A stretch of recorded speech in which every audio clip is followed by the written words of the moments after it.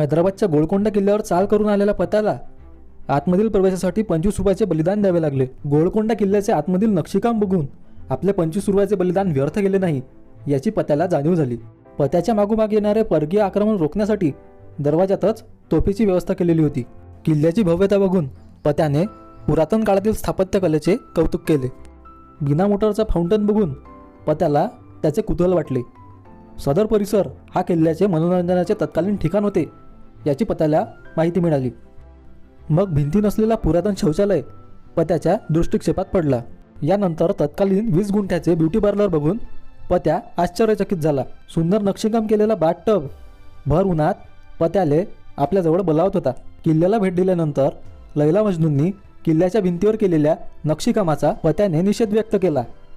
कडक उन्हाचा मे महिना सुरू असल्यामुळे ऊन होय का काय होय बे असं म्हणत पत्याने किल्ल्यातून काढता पाय घेतला।